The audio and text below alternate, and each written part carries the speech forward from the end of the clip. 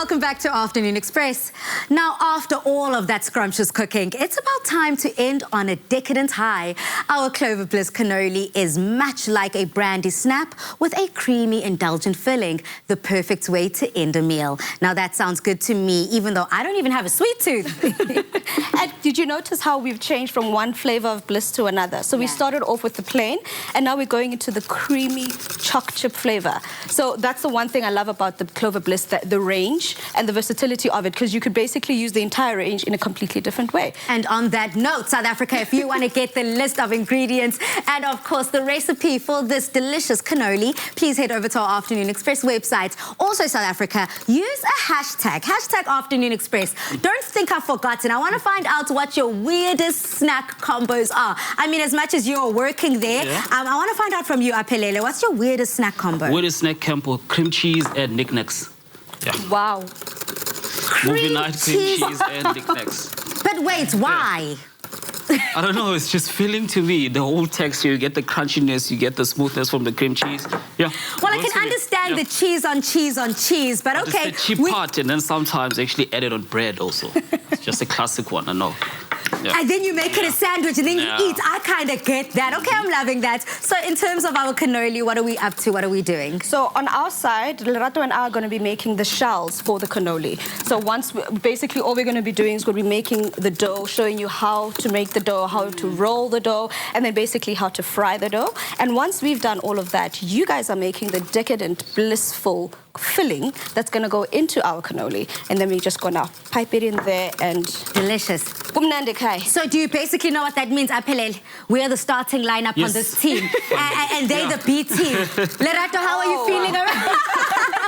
No, I'm joking. You guys are not the B team. You guys are the glue that holds it together, creating that shell that we spoke about. I know in the intro, I spoke about a brandy snap. I mean, for some people who might not know what a brandy snap is, can you just break down what that is and in alignment to what we're making today? So basically, the whole world does the exact same thing, and we all just call it different things.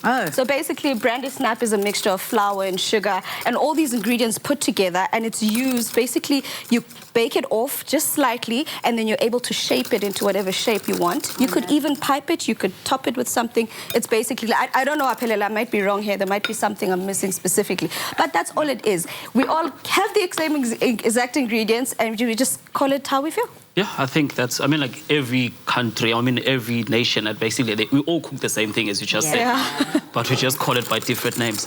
But just going now, continuing with the filling that we're doing, we have cream cheese there. So I want to ask you, Palisa, just to soften that up for us. Okay. Yeah. So and just basically go in. Just go in, and then while you're doing that, I'll whisk some cream here, whisk it to soft pick.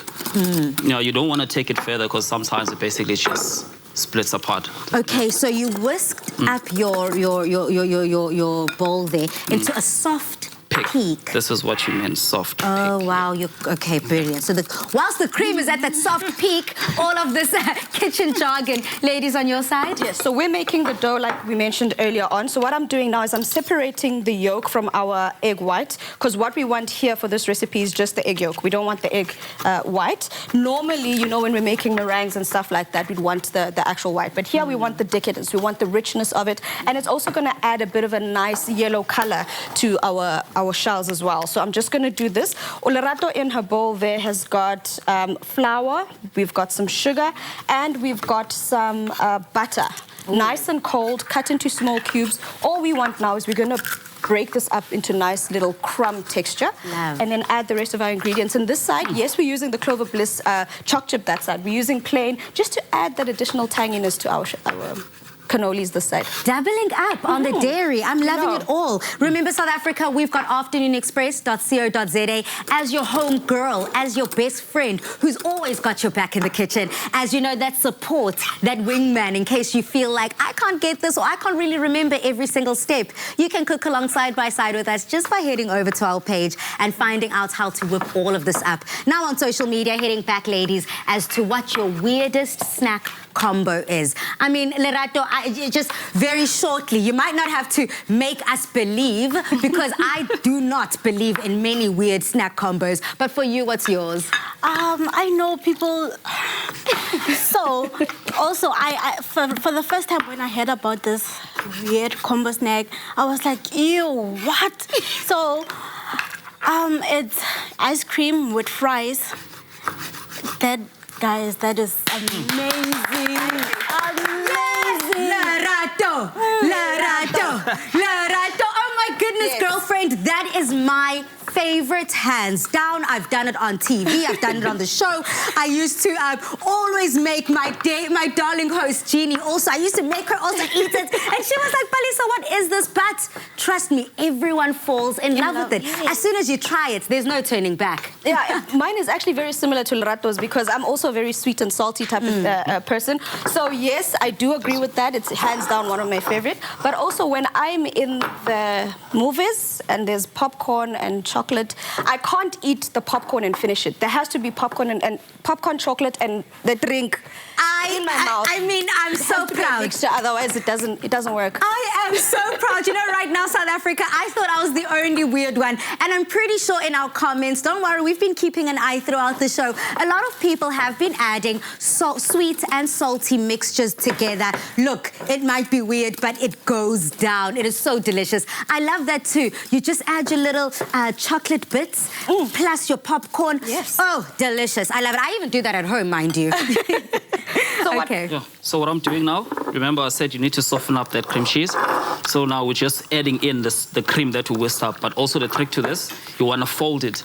Folding basically just means you don't want to kill the bubbles that you just created in your cream. Yeah. Okay. So you take it, you fold it in, and then at what stage do you then start adding the rest of those ingredients that you've got? When you just see everything is actually mixed up, incorporated nicely, you're getting the same Maybe texture. just show our viewers, just so that they can get an idea of what we're doing here. That looks really, really good. Whilst I'm folding, maybe you can add the ingredients. Dumi, on your side? Yes, Mama. So we've started, you know the dough that Lerato's making now? She's just working it in. You actually don't want to overmix it, so I think it's perfect as is now. But luckily, we did make another batch earlier on. So what we want to do here is we want to roll this dough out as thinly as possible, you know? If you think you've rolled it out and it's thin enough, roll it another 10 times. Okay. And this is something I learned from one of my other favorite chefs by the name of Alex Guanasheli. I love watching her. I love her recipes. Yes, she has she's one of probably the strictest female chefs I know, but I like her. You like her technique? Yes, I like her techniques and I like her recipes. So when I stole that tip from her where she says, if you think you've rolled it out, roll it 10 more times. That's actually her line, I'm sorry. But anyway. This is how we learn. If that is called plagiarism, South Africa, lock me up. Because that's what it's all about for me. You know, Dumi might say something that might resonate with me. Aphelele might say something. Lerato might add her 2 cents. And that's essentially how I am able to be the person I am in life, not only in the kitchen. We all have to collaborate. It's collaboration of ideas. Correct. Now, as we're just putting our delicious cannolis together, I see that you're making the mold. Yes. And so I just want to show you now what we've done. We've rolled it out as thin as possible, and all we do is we're gonna make our cannoli shell. And you can have it as thin or as thick as you like. Wow. And I was struggling because we don't have a mold, but then my amazing sous chefs helped me figure this out. Because sometimes, as you're a great chef, but you're not. No man is an island. You're only as good as your team. Yeah. So they not taught me. I stole this idea from Aphelele, and you just use a wooden spoon, drop it in there, and what's going to happen is it's going to puff up. It's going to create this nice little shell. I see that. And this is what we're going to cook. Put our filling that you guys are making in there into, and then just pipe it beautifully into our amazing cannoli shell. I'm getting very, very excited already here because I have never created any delicious desserts such as this. I mean, we're taking it to Italy from starter, main, and dessert as we're making, piping our finishing final bags. Okay, love that, Aphelele. Let me just show the people that, look, all this hard work isn't for nothing. We're about to eat. Okay, Aphelele, I already see that you've put in the piping, that last spoon in that piping bag. Now we just added our filling to the piping bag. So usually when you do this, because you don't want to cut the bottom out, because everything is just going to come out while you're adding. So everything in, just to take the air out. Do it in the air so we can see, like a helicopter. Okay. Yeah. And then everything is in now. You have no air bubbles in there, so now you're going to have perfect piping. Love that. Yeah. Okay. Cool. Yeah. Well, then I guess I'm going to have to pass you my cannoli, so you guys can plate it up and just dust it with some icing. So here's the plate and here's the cannoli shells. So that's basically what they look like after they've been fried up. Nice and crispy, golden on the outside, nice and chewy on the inside, and that amazing filling that you're making on the inside. Okay, so this is pretty, oopsie. Ooh, here we go. Wow, so this does come out with a whole lot of force. Okay, you do that. I'm going to let you put those finishing touches whilst I sort out the icing. So you can put it right here.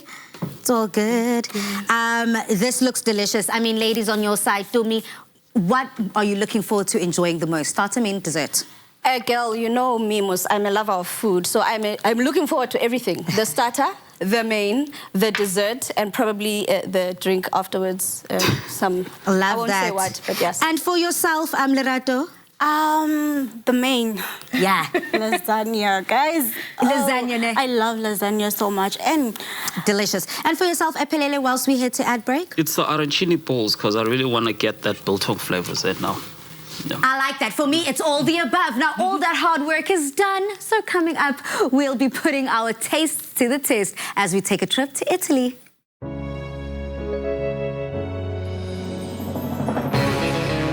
With the creamy decadence of double cream bliss from Clover, yogurt has never been so irresistible. Made with love by Clover.